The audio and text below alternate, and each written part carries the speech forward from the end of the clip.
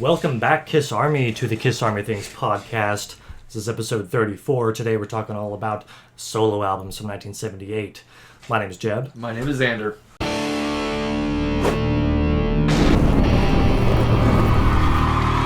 Jumping in, today, the release date of this episode should be...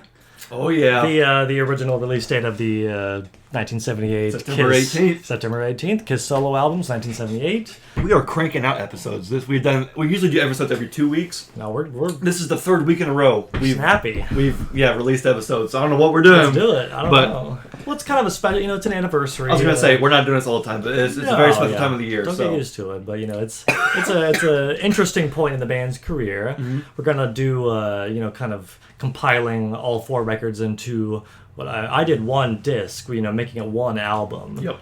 I had I'm doing 12 songs total, 6 songs for each side, but that'd be just enough. It's about 45 minutes. Figured that would work. It'd be interesting to see how ours are alike and how ours are different, because we agree on so much about the solo albums. Yeah, there's a few things that we're kind of... Yeah. And we didn't set any rules with making our own album. Nope. I think we both generally tend to stick with the idea that we're going to try and make the albums make sense as to how it would have actually been released. At least this is the approach I took. How it actually could have been released in 78. Mm-hmm. As far as who gets what amount of songs on the record. I know a lot of people want to go crazy with Ace songs. They'll put the whole Ace album and then one sprinkle in Paul, one song from each other band member. But to me, I wanted to try and make it almost more challenging to see, how could if they all came together and they were to release the next Kiss album after Alive 2 and the next studio record, what would that look like? And so, but generally, what are your thoughts on the solo albums before we dig in? We'll talk a little bit about, Yeah, well, I was going to say, so the solo albums are not albums that I revisit often. Same. I think it's probably something that I only listen to in full probably once a year. That's same here. Every September, I obviously run through all four, and then maybe here and there throughout the rest of the year. Yeah. I'll listen to a few songs from a couple of the solo, Yeah. I don't listen to them in full as much, because to me, they literally are each 1/4 of a Kiss album. I mean, we would all, I think, rather have had Kiss release one record, like what we're going to do. I don't know necessarily. Really? Because I think that this whole thing, this is going to be a long episode. No, it's not. Half and half for me. I really, because to me, by the way, I take the majority position here. I think Aces is my favorite. Okay. To me, I need that whole Ace record. Mm-hmm. I could take Paul's whole record, about half of Gene's, and maybe 2 songs from Peter's. You were going to say, why would you give him 2? Yes. And again, I think I'm in the majority opinion. That's everyone likes Aces. People generally don't care for Peter. I know there's some people who love it. Ryan, shout out, you love Peter's solo album. I think Peter's solo album is the best out of all 4. Oh! Yeah. You're wrong. It's okay. This is about me and Xander. Okay, we're gonna do our own thing.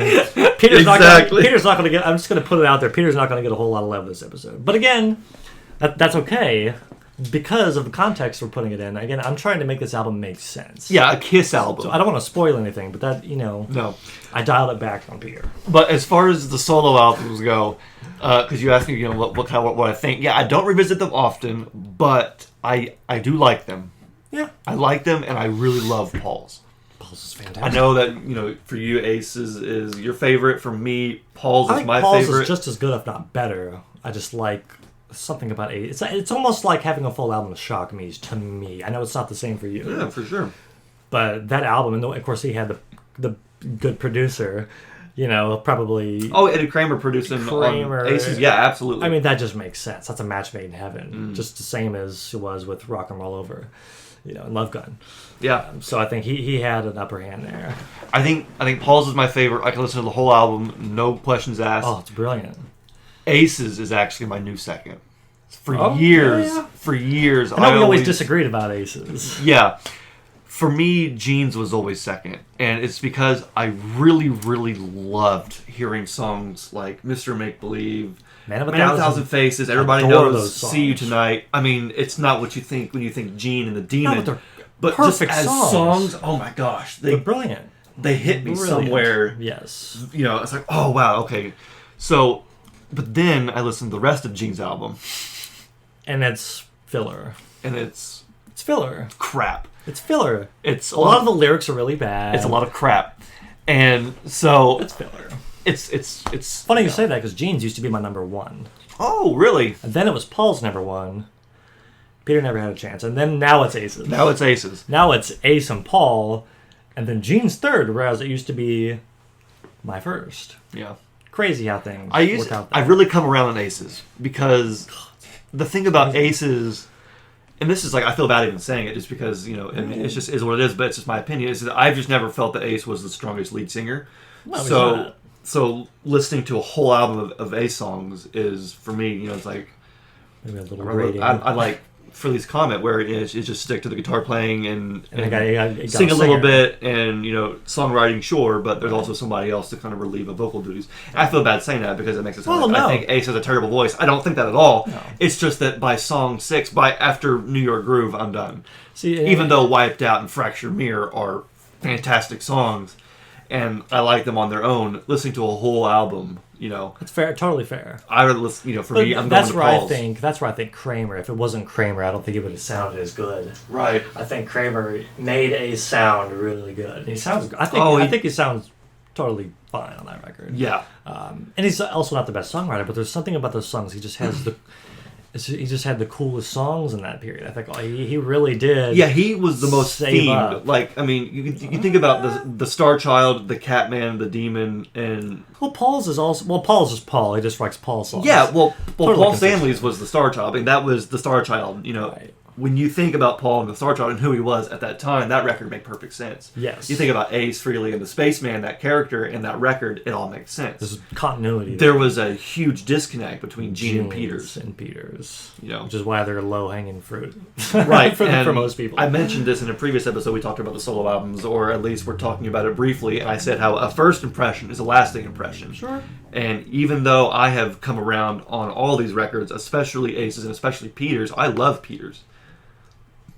But I can see where fans back in the day, you know, didn't because of how much of a disconnect it was. You think Peter, you know, this huge, you know, drummer, beastly, probably expecting animalistic. Probably expecting something like Zeppelin-y, like he's trying to do a John Bonham thing. He went. You think about his vocals on some Kiss songs, very raspy, like Nothing to Lose. Driver, yeah. Oh, Baby Driver. I mean, you're thinking, give me some Baby Driver, some hard rocking, raspy tunes. Yeah, and instead you got. Which, don't get me wrong, again, it's great. It's that soulful kind of... It makes you want to dance. It does. It's very groovy. It's very 70s, you know. Yeah, it's just 70s pop. It's just that, you know, if I had to make a comment about Ace not being the best lead singer, it's that maybe Peter Criss wasn't the best songwriter. And that's fair. That's why that's why they all worked together as four. Yes. Because Gene, oh, man. Half and half. Yeah, but at this point, it's almost like 3/4 and 1/4 because... I don't know. Okay. And to me, it's split right down the middle. Half is brilliant. Half is just take it or leave it. Yeah. Well, for me, with Gene's, it's just I'm trying to look at him as more of a whole album. You know, and inconsistent. It's very inconsistent. Hodgepodge, just like the Asshole record.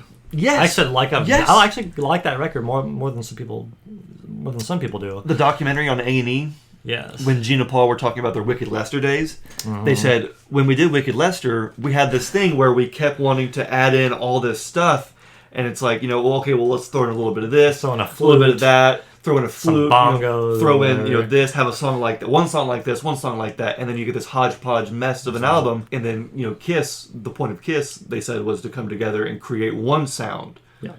And have, you know, a unified sound where a record sounds like a whole cohesive body of work. Exactly. And the more Kiss went on, they strayed from that sound. And when you look at their solo records, again, Gene's especially, he goes right back to the Wicked Lester days of just, have this instrument, get this celebrity guest. Let's do as much as we like can. This, and, you know, do it that way. And so... It's funny how as the years go on, your opinions shift and change. Totally. Because again, I just looked at these as, what has the best songs, or, you know, this song and that song. But now I'm like, well, the whole body of work as a whole, for me, it's clearly Paul and Ace. That was a big challenge for me.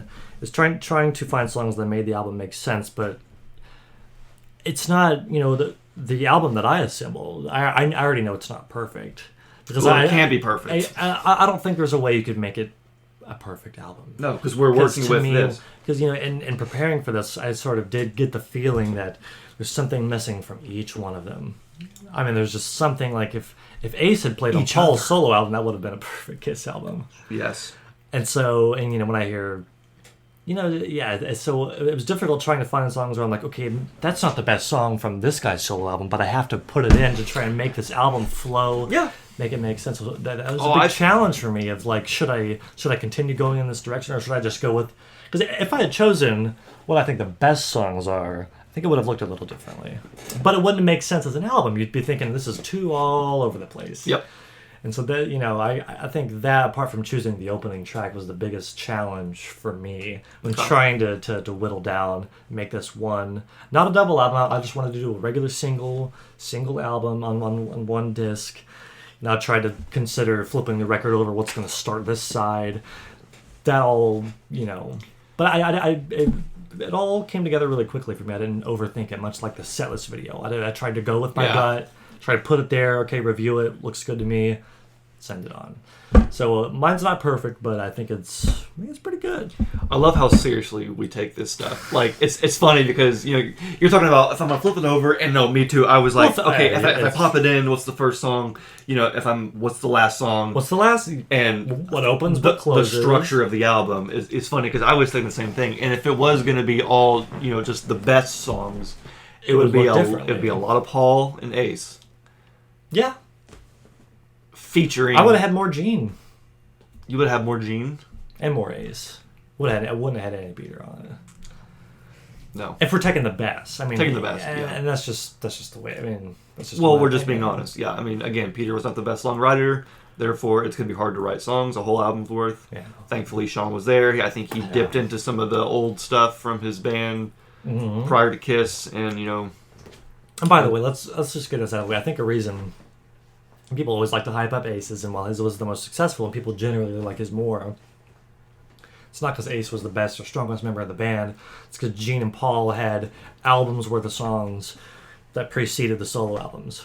Ace only had a few songs. Ace is way more intriguing. Only one that he sang lead vocals on. Only one lead vocal at that time. So it makes sense that he would take that much time to assemble that many good songs, and I do think they are...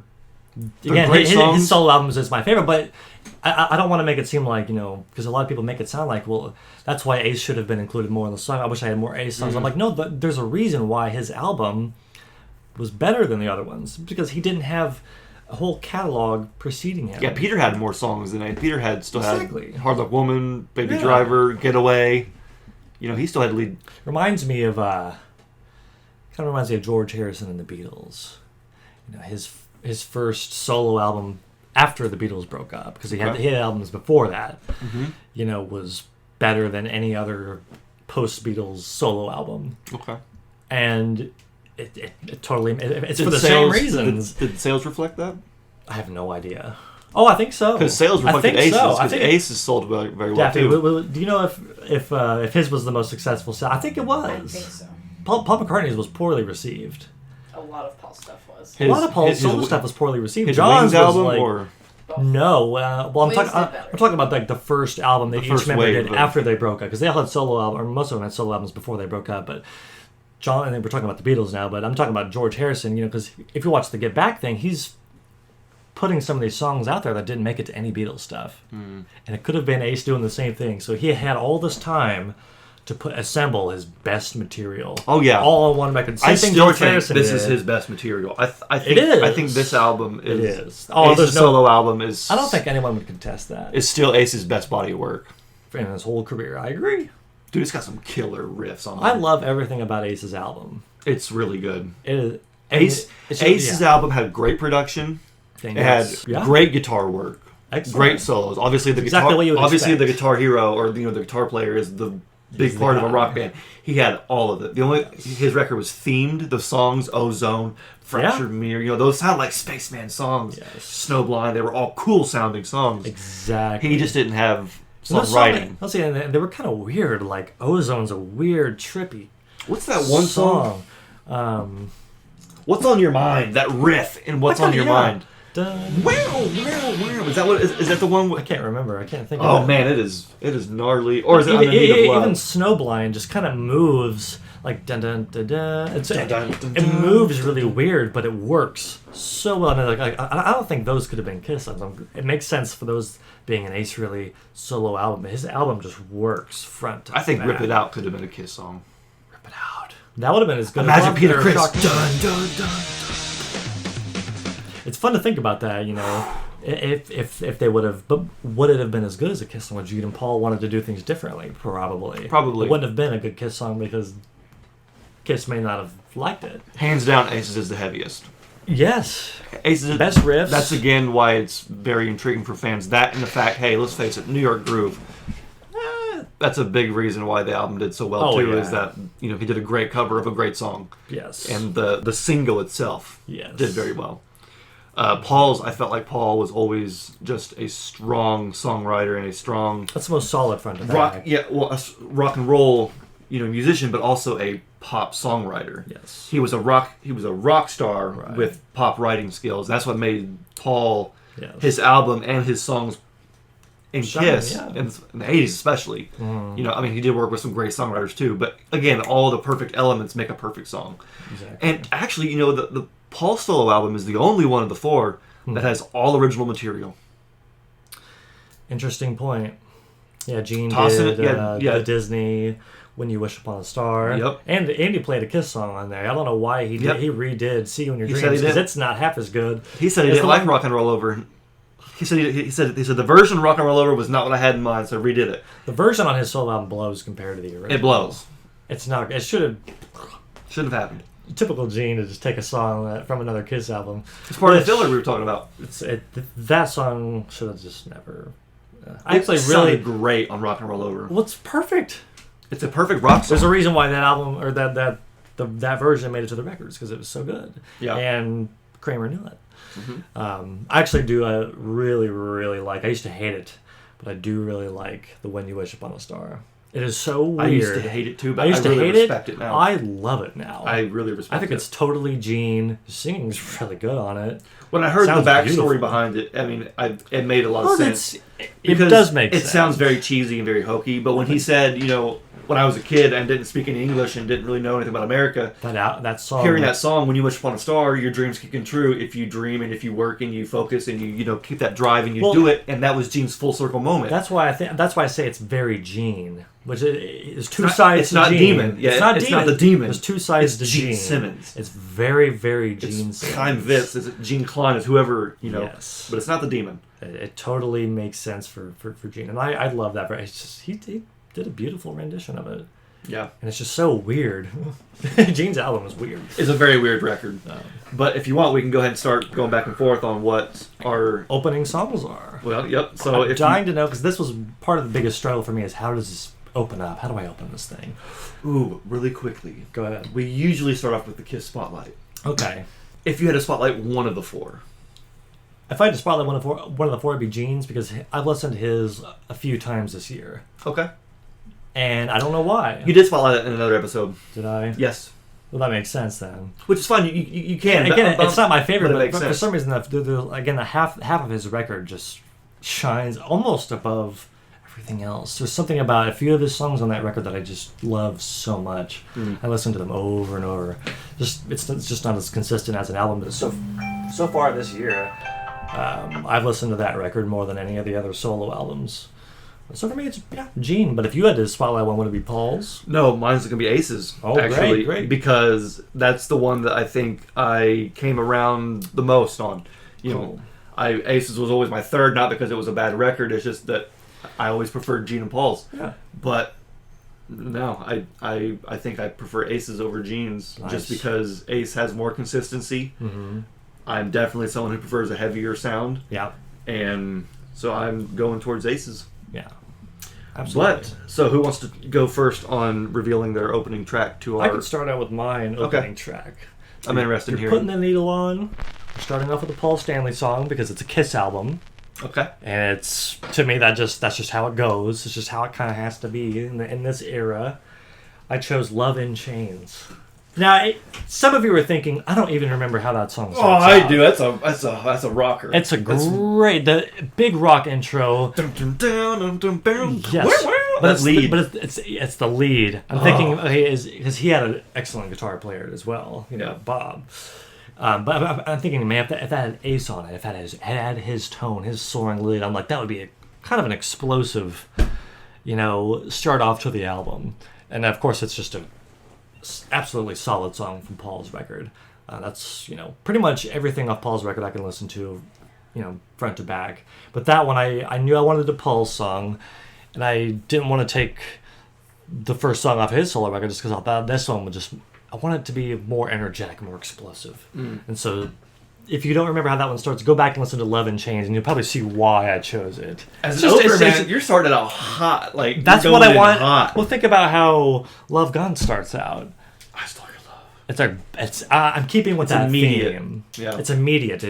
I want you to feel it right away, and that was my thought process. I needed an upbeat, killer Paul Stanley song to open up this record, and so that's my track number 1 for sure out of 12. So I only had 11 on mine, which again we didn't set any rules on what it had to be, but I was going to do 10. Okay.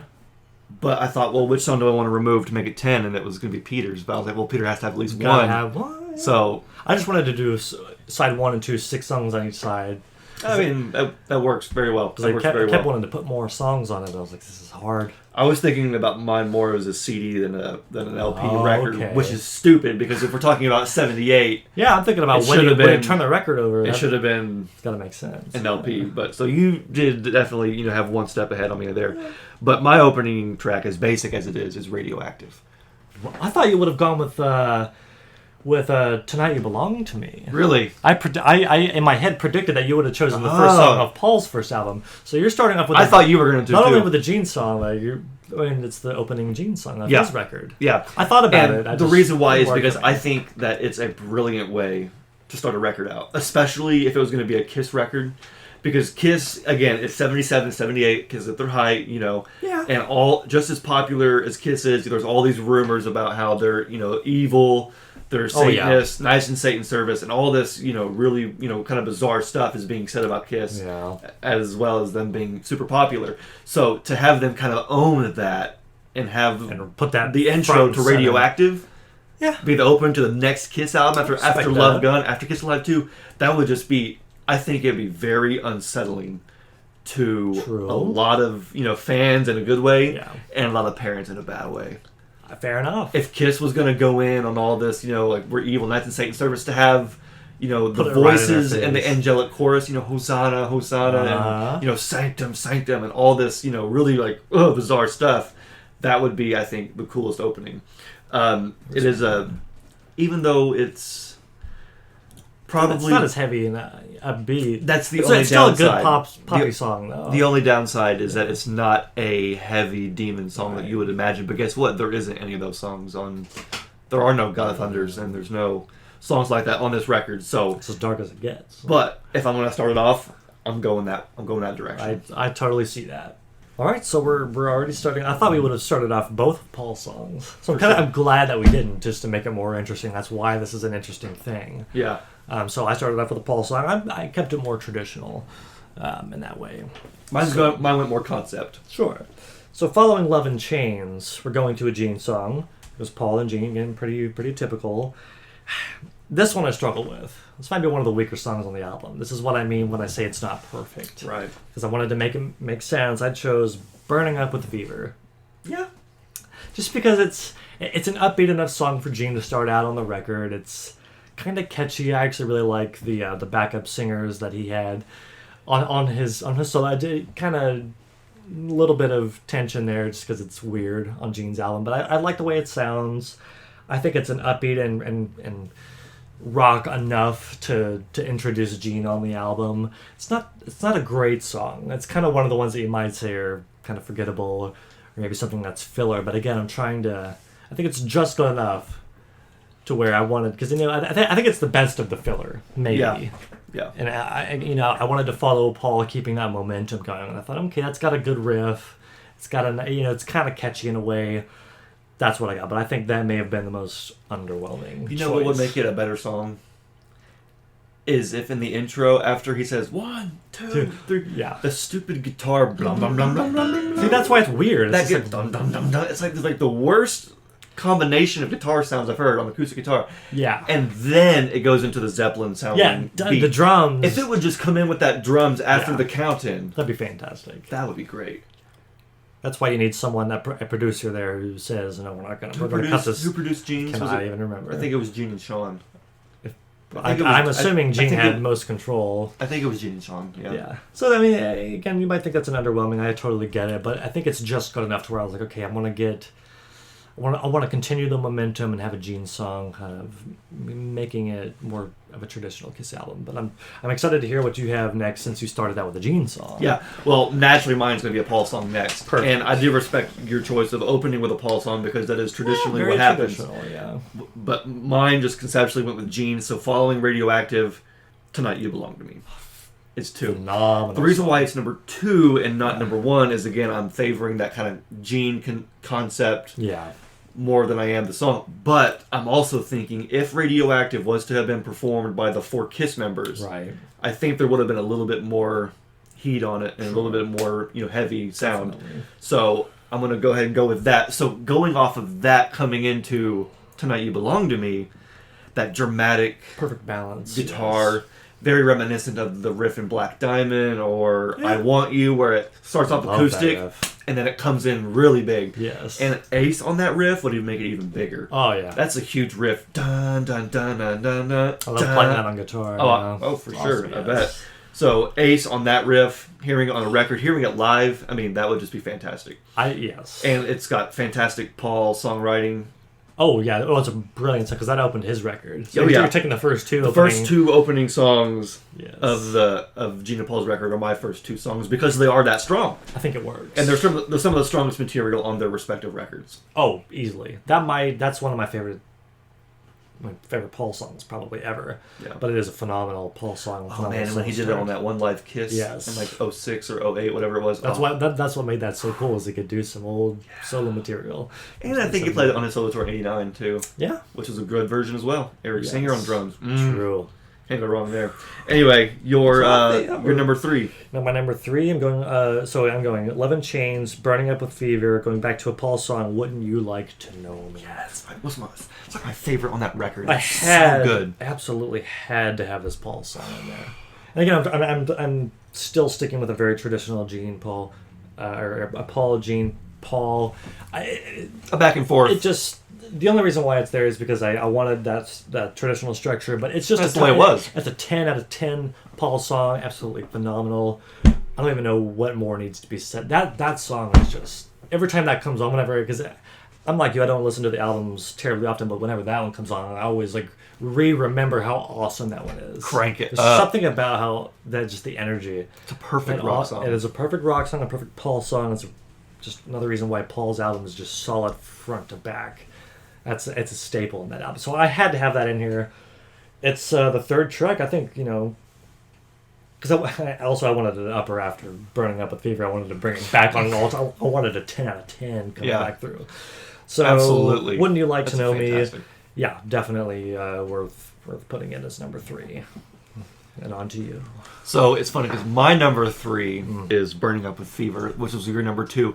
And it's actually for very similar reasons, because when I was looking at Gene's record, trying to pick the songs that would fit most on the Kiss record. Yes. It's difficult. They just weren't there. Yeah. They just weren't there. So Radioactive, I felt like was a great opener. It sets Gene's presence on the album, but I knew it was going to be hard to come up with material that was the demon. We had the same thought process. But Burning Up with Fever, again, with that sort of Zeppelin-y feel, it's got great drums. Yes. Just remove that stupid thing in the intro. But imagining, you mentioned the backup singers on that song, which I agree are also great. And my thinking was that, again, this is by all 4 members of Kiss. Oh, that's man. Paul and Peter back there singing on the... And Ace too, but that's the rest of the band singing those backup vocals. I didn't think about that. That would sound really good. So that's where I was thinking. I was like, man, Peter and Ace on the drums and guitar, with them also on backup vocals would just be amazing. Totally so I think that if that intro guitar weirdness was taken out and you put in Ace, Hall, and Peter, and put Kiss together, assemble Kiss together, a rock and Kiss song. The song actually might be worthy of being on a Kiss record. I suddenly agree. it makes a little bit more sense. Yeah. So I feel better about putting it on mine then. Yeah, there you go. I didn't think you were going to put Burning Up with Fever, but we had a very similar thought process. So mine so far is Gene, Paul, Gene. Gene, Paul, Gene. Mine's Paul, Gene, Paul. Now, I would say so. We're saying roughly the same. Let me guess. Your number 4 is an Ace song. Yeah. Yeah, mine is too. Go ahead. Yep. What song is it though? Okay, so I'm going to go back in sequence. Love and Chains, Burning Up with Fever, Wouldn't You Like to Know Me, Speeding Back to My Baby. Okay, for sure. That song is. That's gonna. I just feel like that one I had to Kiss songs, or Kiss fans' minds are going to be blown whenever they hear that awesome lead riff that Ace comes in with. Oh, it's so good. It's like, so heavy. The energy is just so high on the beginning of this Kiss record. I feel like this side one, Kiss fans would just be. Oh man, they're going nuts. It's too self-indulgent almost. And we did 2 Paul songs, a Gene song. I didn't want to just go back to it. I wanted to, give it some variety. Sure. Had to have Ace in on side 1. Speeding Back to My Baby is just that's kind of like the Wouldn't You Like to Know Me off of Ace's record. Okay. Perfect song, high energy, perfectly executed. It's a 10 out of 10. Absolutely belongs on my version of this album. I don't even know what I need to say because I could have chosen a lot of Ace songs. That's just one of a few, 10 out of 10s that I feel like just got to put one of them in there. And Ace was all in one, man, because he put out some. I know he put out a perfect record. I know. So Wouldn't You Like to Know Me, kind of fading out, and then you just get that, bam, that cymbal hit with Ace doing his pentatonic lead lick. It's just that if that's not on your solo album compilation, then you're doing something wrong. I might be doing something wrong, but that's but that's because I struggled because he has so many good songs. Yes, that's it right there. I was like, which ones am I going to put? Because I could put any one of them on there, and I could have put that one on there, but I didn't. You didn't put that on there. Well, that just makes it. I would assume that most people would have, but that's what makes this interesting. You had other ones that you prioritized. There were I wanted Love and Chains on mine, and I wanted Speak Back My Baby, but those were 2 that I had to release or take off. Otherwise, it would have been a 13, 14 song. Album. Exactly. So I was like, wow, I got to. If we made it a double record, if we wanted to, we could have. But it's as far as just a single record, what's it going to be? Yeah. My 4th one was, of course, an Ace song. Yeah. Rip It Out. Fantastic. The opening song to Ace's album. Ace's record. I have 3 of the 4 so far opening songs because they are just that good. They are excellent. Rip It Out, and again, I was looking at it from a Kiss lens to have Peter, Chris, and Ace doing that. That solo section where it's like a drum break with the guitar. Oh, it's brilliant. Dude, yes. First of all, Matt Starr does a great live today. But to hear it from Peter and Ace, back kind of like Rocket Ride at the end, or is it Rocket Ride at the end of Rocket Ride where Peter just goes nuts on the drums? Just filling and like Ace crazy. has a little solo. Oh, yeah. And then, of course, everybody knows Rush, the Tom Sawyer, the part in Tom Sawyer. I think if Kiss had put out Rip It Out on their album, done something big there. And Kiss doing that part, that would have been the next, I think, Tom Sawyer. Yeah. And it would have been like this legendary thing. But I don't know, those drums are big. That song is great. I mean, there's a reason why it was the opening track. It's just straight fire. That's it's one of the best songs off Aces, easily. So I'm with you. Track number 4, also an Ace song. Yeah. Your number 5? So my number 5, we're kind of dipping. This is going to get more of a somber section of the record. Okay. We're starting off so hot and heavy here. Yours maybe more so. But we've got high energy songs back to back to back. I'm going to have kind of a Great Expectations moment here. I'm going back to Gene's record. I'm going because I really wanted to get one of his slower songs in there. I put See You Tonight. Yeah. That to me is, because I had to rationalize, okay, this is just going to be his Great Expectations moment for this record. I had to have one of his excellent, because his top best songs other than Radioactive are the slower, more dramatic ones. Yep. To me, this was the one that had to be there. See You Tonight. Again, kind of song. Coming off the back of Speeding Back to My Baby, we're now entering a sort of more somber section, which will make sense with the next song. But I really wanted to put this and 2 other Gene songs on there, but I had to choose pretty much one of them. Yeah. And that song is perfect in every way. It's a great Gene song. I love what they did with Unplugged, and they played that. That's the perfect version. That to me, that's a highlight every time I go back and watch or listen to that. Yeah. Is See You Tonight. It's just such a good song. So, it's just a great Gene song. To me, it's a 10 out of 10, and it absolutely belongs on the record.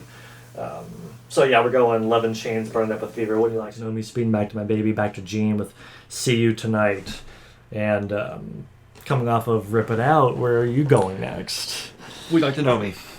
Okay, so that's another one that we have in common. And that is probably my go-to on Paul's. If I only have time for one or two songs on Paul's record, Wouldn't You Like to Know it's Me? Would You Like to Know Me, and then another one we're going to get to in a little bit. For sure. But that one is the one. You said Tonight You Belong to Me is fun to play on guitar. Yes. To me, that one's fun to play on drums. Drums, yeah. And it's one of the ones that, I remember doing a drum cover of it back in the day just because it was a great song, but it was also just really fun to play on drums. Yeah. But it just showcases Paul Stanley great songwriting, great singing, and great guitar work. He really holds his own on that song specifically. There's just something about the energy. Yeah. It's just Paul and with other great musicians, but that could have been a great... It could have been a great Kiss song, even though I think Paul doesn't even need Kiss. No, that song is just... That is a Kiss song. That is a Kiss song. That is a perfect Kiss song. Because it just sounds like a Kiss song as it is. And that's the way... I think Paul was smart the way he did his album like that, where he, wrote it in a way that was all him, all Paul, all Star Child. Yeah.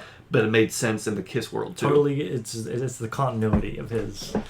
It's just... Yeah, that's why a lot of people say that Paul's solo album is a perfect Kiss album. I think they're absolutely right. I agree with them. Yeah. But what is your track 6, the last song on your side A? Finishing side A, coming off of See You Tonight. Again, we're still in that somber period. I wanted to have a couple songs that were taking it slow before we ramp it back up. I'm going with...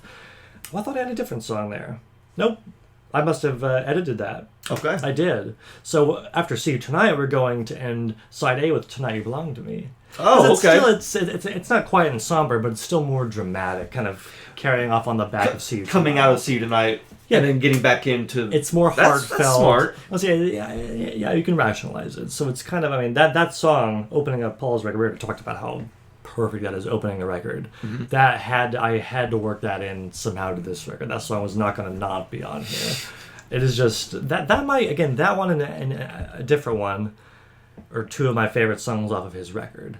I love everything about it. The riff, it's so Paul Stanley, his vocals, the songwriting, again, it's really heartfelt. I think that would be a great way to end, and kind of an epic way to end side A, because that song is so epic. Epic opener. To me, it's going to be an epic closer on side A. Yeah. But it's just a perfect song, and that's all that it really needs to be. Oh no, you're right. You're right. It is a perfect song. Yes. And I like how you're doing this whole dramatic thing, and you're structuring it really nicely where it makes sense. Mine is just all balls to the wall rock and roll. Like, it is Perhaps just... that's the way it should be. So I'm coming out of Wouldn't You Like to Know Me and going into It's Alright from Paul's solo record. Okay. And that's kind of the sister song for me to the other song, Would You Like to Know Me. For me, It's Alright sounds... Not like... I don't know. It's just... They're both 10 out of 10, and they're both my go-to songs, and they're both perfect Kiss songs. I can't think of how that goes, because every time I think of It's Alright, I think of Alive 2, side 4, on Any Way You Want It. It's alright. I can't remember how it actually goes. If you want me. Oh, okay. It's alright if you care. Girl, if you want me to stay for the night. That is a good song, okay. It's alright. Yes. Girl, you know, I'll be leaving in the morning. Girl, it's just a one-night stand. That's a great song.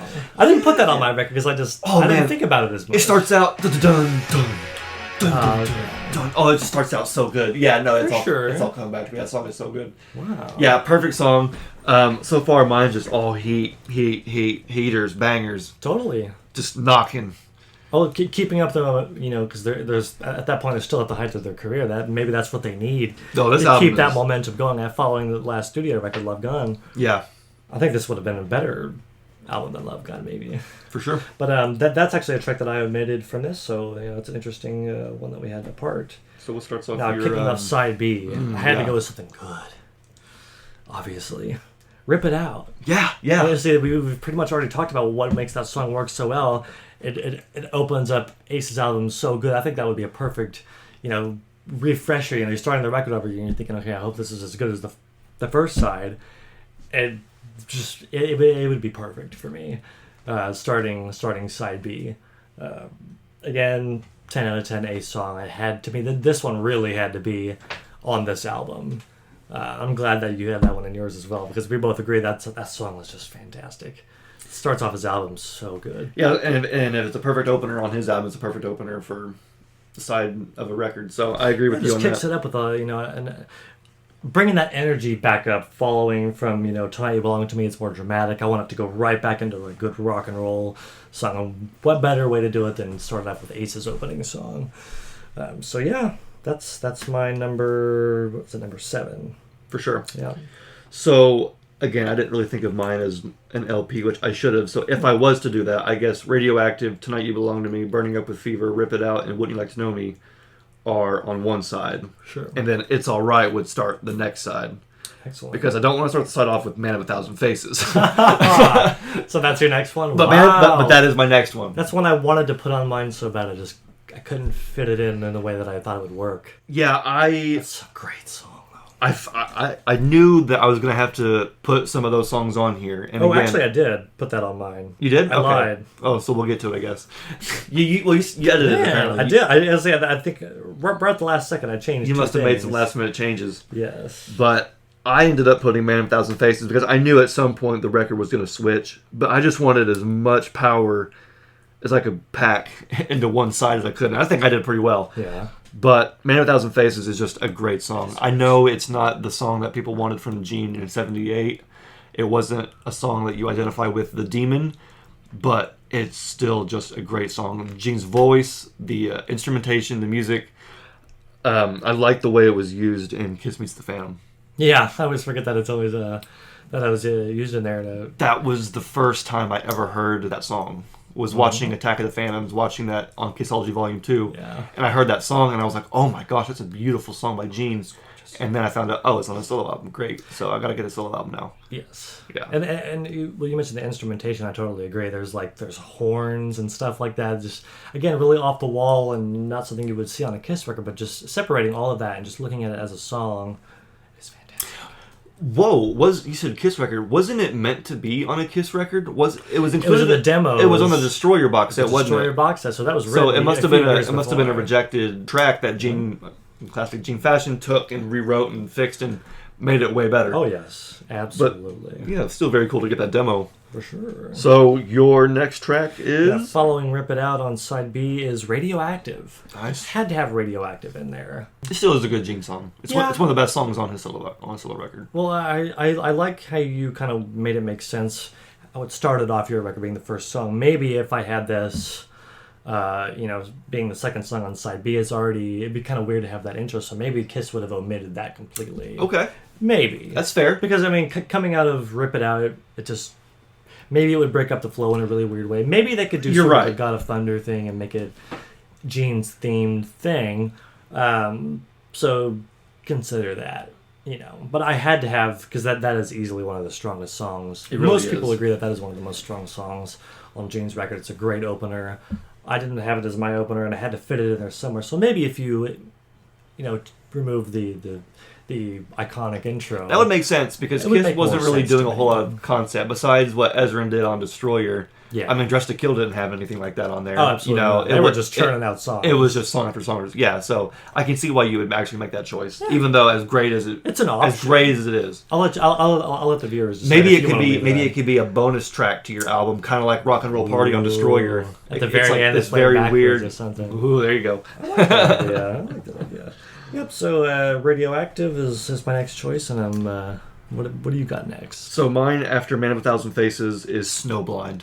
Oh, you had Snowblind on your list. I had to have an A song. It's interesting. I had to have another A song, and to me, again, it could have been any other A song, but for me, it had to be Snowblind. It's one of my top favorite. Always has been. How many A songs have you had? Is this your second? This is my second. This is my second. Rip It Out, and then now Snowblind. Gotcha. Rip It Out and Snowblind. Okay, so those are two fantastic, and I really did, folks. I really did want "Speak Back to My Baby" on this album, and it would have been perhaps if I had done 12 like you did. Okay, I tell you what, if I was to do some sort of amendment, I would put it. Add one. Yeah. I would put it in somewhere. Let's just spin it. It's not on my list, but if I was going to do 12 and match your 12, I would put that song on there. Absolutely. Anyway, sorry, go ahead. Snowblind's such a unique song. Actually, I was talking, yeah. It was, it would make a strange Kiss song, but I love the way it is. I feel like if they could make that work, I would be totally on having that on a Kiss record, because that to me is a 10 out of 10. Isn't there cowbell? Dun, dun, dun, dun, dun, there's probably cowbell. I think there's cowbell, and that works with Peter Criss because he was using cowbell, Rock and Roll Over. Sure. And, Ladies' Room. So, yeah, there was some definitely cowbell talking about Dr. Love. Yeah. See, now, like, as soon as you choose a really good one that I didn't have, I'm like, oh, maybe I could work that back into mine. But I already concluded mine. Yeah, that's why I thought about yours, too. I'm like, that's a good one. That's a good one. I do love Snowblind. It's such a good song. So, Snowblind, and then... So, after Radioactive, we're going to Take Me Away Together as One from Paul's solo album. For sure. That one probably tied with Tonight You Belong to Me. That's great. It's more. I guess we're dipping back into a more dramatic, phase in the record. But I wanted to have a Paul Stanley, like a true Paul Stanley ballad, and that's why I included it. Also, and not a lot of people talk about that song, about his solo album, because it is kind of. It's slower. It's a ballad. It's very exactly dramatic. It's very dramatic, and I love how dramatic and it works so well. It's perfect. To me, that's just a beautiful song. I've always liked that kind of, pairing with being the flip side of something like Wouldn't You Like to Know Me. It's just as good to me, but in a totally different way. And I wanted, because all the other Paul songs I had mostly were more upbeat and more rock and roll. This one's a little more subdued, and it's a Kiss album, so it has to have a good Paul Stanley ballad on it. Yeah, sure. And that's how it fits in on the record for me. Nice. So, coming out of Snowblind for my record, I'm going to Love You from Peter Criss' solo record. I'm Gonna Love You. This is the first Peter track we have. I can't even remember how that one goes. That is the opening track to Peter's album. So, I have now all four. All four opening tracks are on my playlist. And you chose... That's an interesting choice. See, okay, I wanted Tossin' and Turnin', but that's a cover. Song. Not that Kiss can't have covers. I didn't even know that was a cover. Bobby Lewis. So, that's a cover, okay. Which kind of makes sense now, right? Because it's your favorite. It's my favorite song off the album. Yeah, it's one of mine too. But it's a cover. Not that Kiss can't do covers. They did. They do. Then She Kissed Me. King of Nighttime World. They did 2000 Man. That would be next. Yes, you're right. Next. So, yeah, they've done covers before. That's fine. But I just wanted to, not Tossin' and Turnin'. Well, other Peter song. I will never be able to listen to that kind of sugar Papa likes. That's my other favorite. To me, Tossin' and Turnin', and That's the Kind of Sugar That Papa Likes are two of the best songs on that record to me. And that song's killer. I used to love it.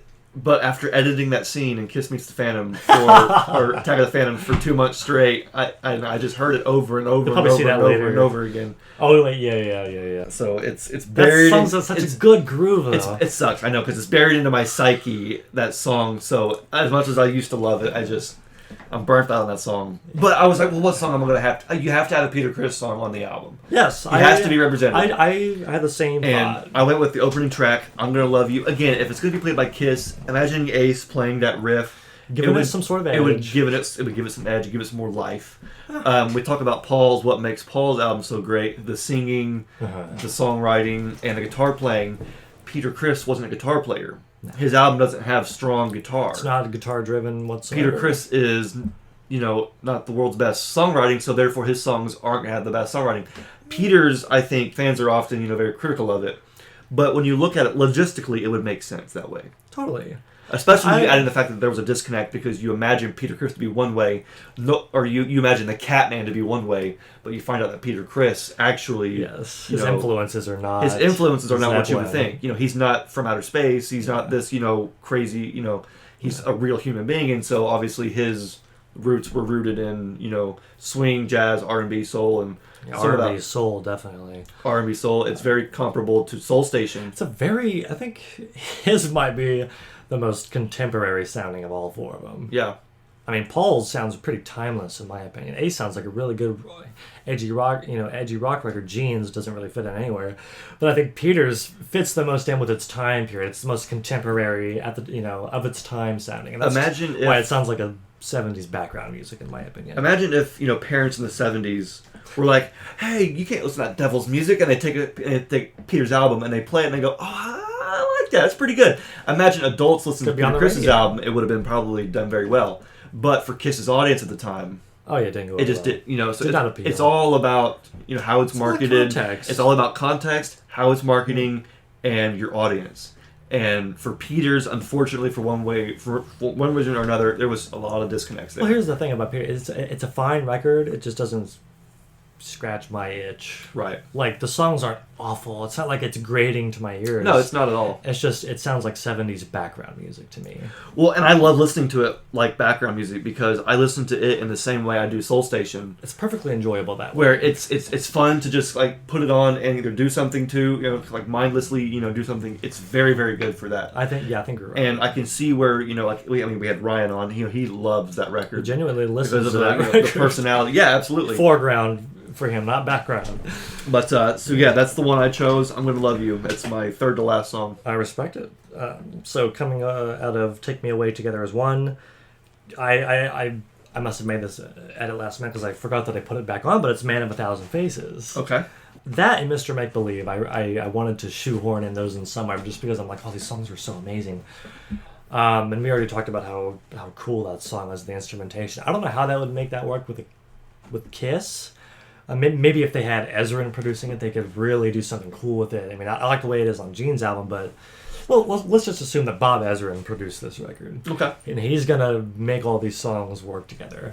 You know, just kind of make it make sense. But I chose it because I needed another Gene song, and I think that was the most unique, and it's just a great song. I just adore it. I love singing along to it.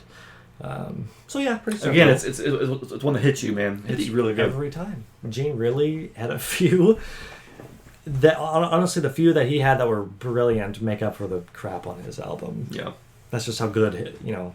And that's pretty much true for most of Gene's songs in general. And that's Gene. Yeah, exactly. It's very Gene in general. Very Gene.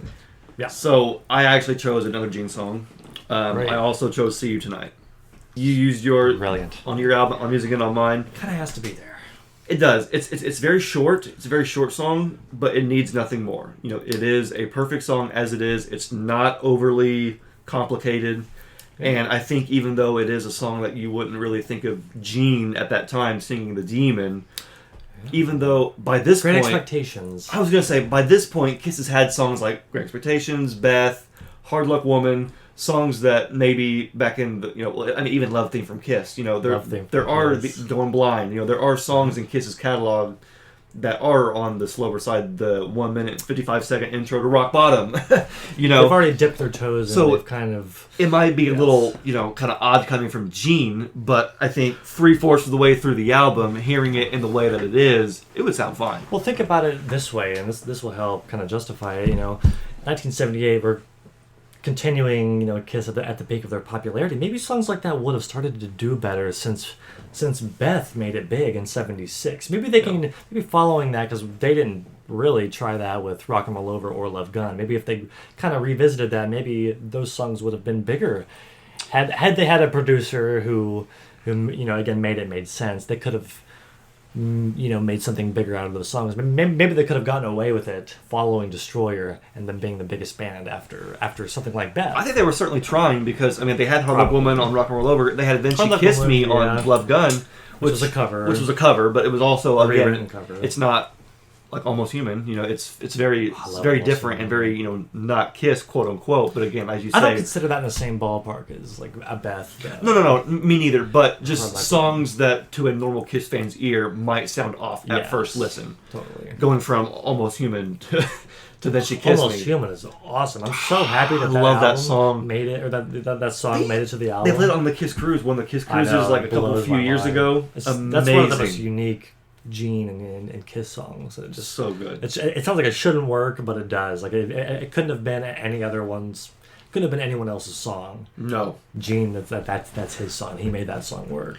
So we're getting close to the end of mine. We're getting close to the end of yours. All right, so Man of a Thousand Faces is the third to last song. Okay. So we're gonna finally get to my Peter song.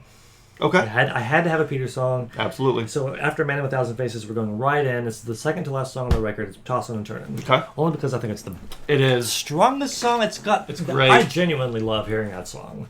It's got such a good groove. Everything about it just makes you want to. It just makes you want to dance, like you said. Yeah, absolutely. It's got that groove. It's got that contemporary at the time, 70s feel. I'm like, this captures everything that was good about the the pop, R&B, soul stuff. And even though it is a cover, I think it would represent Peter very well. Yeah, it's a cover, but it would do Peter very well. I mean, who cares? To me, that doesn't really change. It's still the best song on the record to me. Yeah, I didn't want to have that kind of sugar that Papa likes, just because it's just. I don't want another. Imagine that on a Kiss record. Imagine looking at that. But to me, it's like listening to the lyrics of Hooligan. I don't want to do that again. No, I don't want to do that to us again. Don't just. That's the best song off Peter's album, in my opinion, and so therefore it had to be one. They had to have a Peter song, and I would genuinely like listening to it. So it's not like I'm that begrudgingly putting it on there. I'm just saying, to me, it had to be this one as almost closing up the album. It's the second to last song. Makes sense. So there you go. For sure. This will be your last one? This is my last track. Gotcha. So the album that's closing mine, respectfully, is Goodbye. Paul Stanley. Gotcha. I love the way it closes Paul's. Same. I think it's going to close my... I started with a Gene song, so I'm going to end it with a Paul song. Okay. I also, on my album, really didn't choose anything overly sophisticated. You chose Take Me Away Together as one. Which I love that song. It absolutely works on Paul Stanley record. I didn't think it worked on my Kiss album here, because it just seemed too sophisticated for what Kiss was doing at that time. This is a rock record, just straight ahead. Yeah, so with a song like that just seemed like, even though it's amazing, it's perfect, and it's great, it just didn't seem to work very well on on this 78 Kiss album. That's right. So that one didn't make it. But Goodbye, I feel like at this point in the album, we've heard songs, Man of a Thousand Faces, I'm Gonna Love You, See You Tonight. Goodbye is kind of justified, and usually I like to end the album just as hard and heavy as we started. Yeah. But this one, I'm okay with leaving it be Goodbye. Yeah. I think it ended Paul's album perfectly. It's going to end my album perfectly. Yes. Well, mine might be anticlimactic because that's the final song off my record. It is? It's just...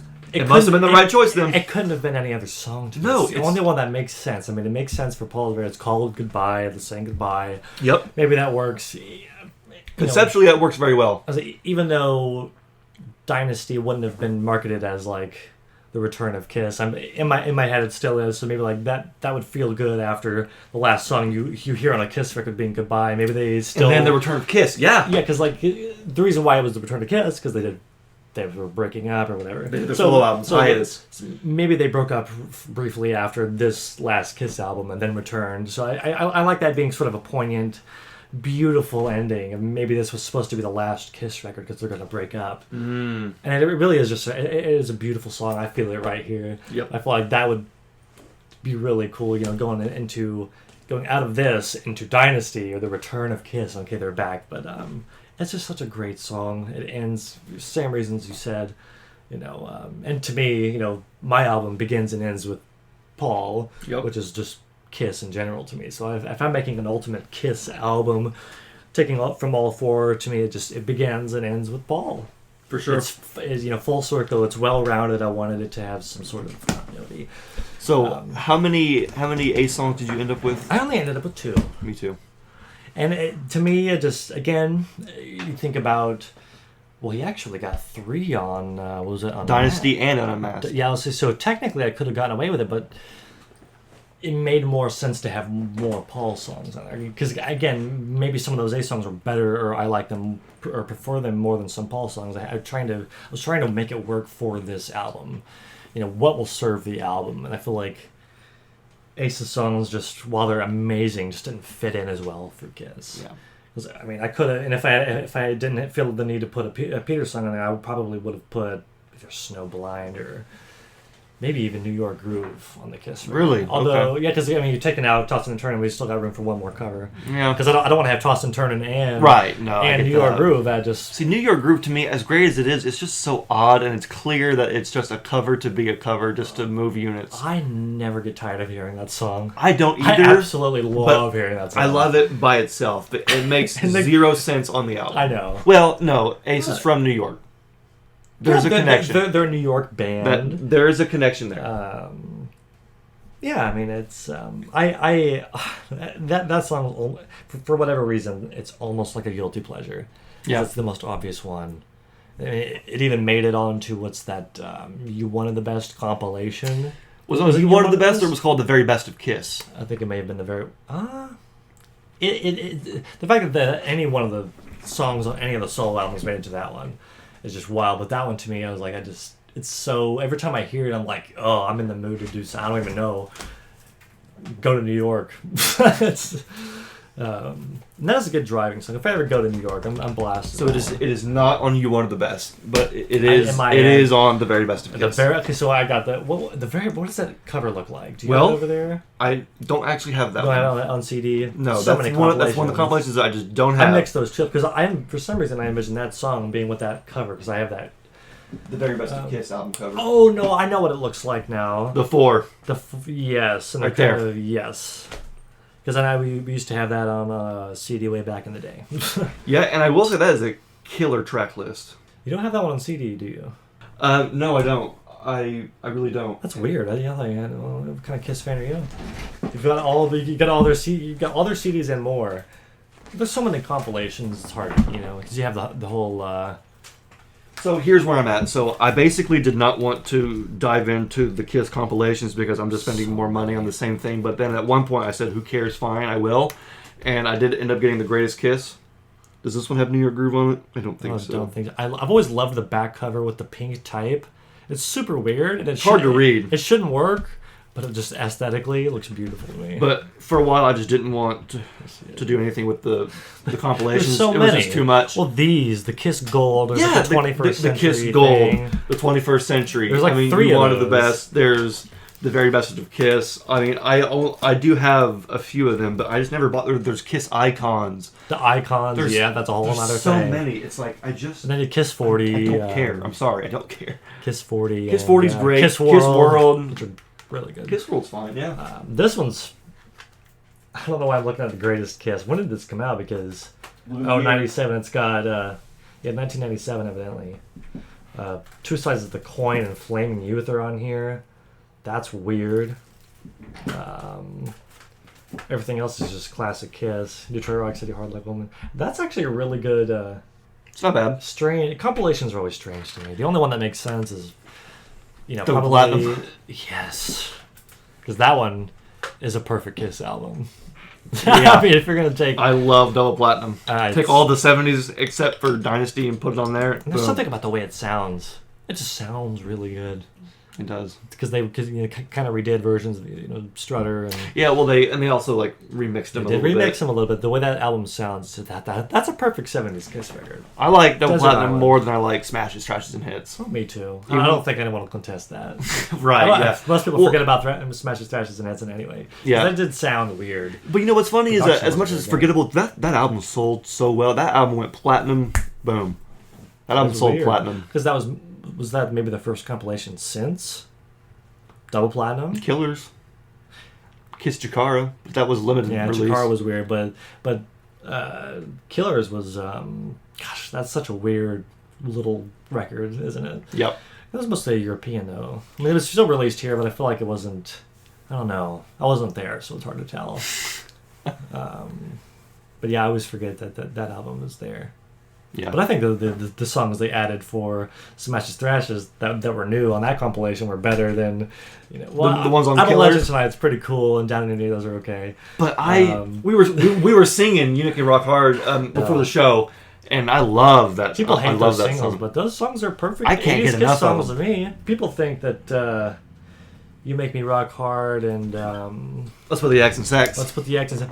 Those are two perfect 80s Kiss songs to me. People think they're bottom of the barrel, like don't even wouldn't touch it with a 10-foot pole. I'm like, those are the catchiest. That's all I care about. It's like well, the lyrics. Okay, so the lyrics in that song suck, but the lyrics in Love Gun and I Want You. Have you listened to the lyrics of any other Kiss song? Yeah. That argument. I just hate when the girl says wait, when she says stop, baby, go. You like that more than you like Hot Love or Turn Up the Heat. Listen to anything from the 70s. It's just as bad. I'm a prisoner and your love is my cell. The only difference is that it's just more 80s and it was more Paul. Dude, Paul Stanley is so good because that to me is and like the videos. I love those two songs. To me are like the 80s versions of what Paul was doing on his solo record. That's exactly what it is. It's exactly what it is. And it's overly sexualized, and the video is so over the top, and I love the video. Just as much rock as it is pop. It's a perfect hybrid. It works. Paul was there. Paul's amazing. Not even playing a guitar in the video. You're right. He was just he He was a pop star. Yeah, you're right. He was a... Wow. He was the front man. Wow. He did not have a guitar in that song. He was doing... It was the era of Michael Jackson and stuff like that. Yeah. You think about it. Maybe he was trying to... Wow. I don't know. For sure. And I don't have anything to open. Usually on these episodes, I open stuff. I don't have anything to open today, but I'll just show off this... Since we're talking about this it. 3-inch single of... 3-inch CD single of Let's Put the X in Sex backed by Calling Dr. Love. Do not like the production on Dr. Love Deuce. Oh, no, they're awful. They sound like crap. The weird production. The drums sound bad. I hate that too. I hate don't know that why. so much. But this is super cool. Yeah, I don't know how he got off on the compilations, but yeah. solo Either albums way, are great. yeah. And obviously, we want you guys to leave us your solo albums. This is something that's very unoriginal. This idea It's of been done taking the over and 4 over. and combining them into one. I mean, it's been done over and over again, but I've never done it. I don't know if you have. So Never it was done kind it. of fun to just kind of compile our own list. So be sure to leave your guys' list on what you would want from one cohesive sounding, or at Yeah. least as cohesive as you can get, Kiss album from '78. If the 4 solo albums weren't released, but the material on them was, how would you arrange it? What would you leave? What would you, exclude? Yeah. Let us know in the comments. Be sure to like and subscribe. We're on Instagram and Facebook. But obviously, we're going to be putting episodes out on YouTube every 2 weeks here on YouTube. So definitely subscribe. And thank you for joining us. Is there anything you want to wrap up with as we're closing out? No. Nope. Well, hey, happy I September got nothing. 18th, right? I mean, it is the day This that is the the solo albums anniversary. came out. So Let's celebrate. Maybe I'll go back and listen to Peter's album just in celebration. there you go. This has been a minute. I probably won't. Hey, there you go. Yeah, for all the Kiss fans out there, take the one that you like the least and listen to it Revisit all the way through. Yeah. And Yeah, see revisit see if it. anything changes. because for me, Ace has stood out to me more so than he normally would. I have a deeper appreciation for Peter's. Oh yeah. Always loved Gina Paul's. So yeah, I mean, obviously the solo albums are great. So again, thanks for joining us, guys, on episode 34, I believe, of Kiss Army Things podcast. My name is Xander. My name's Jeb. Peace.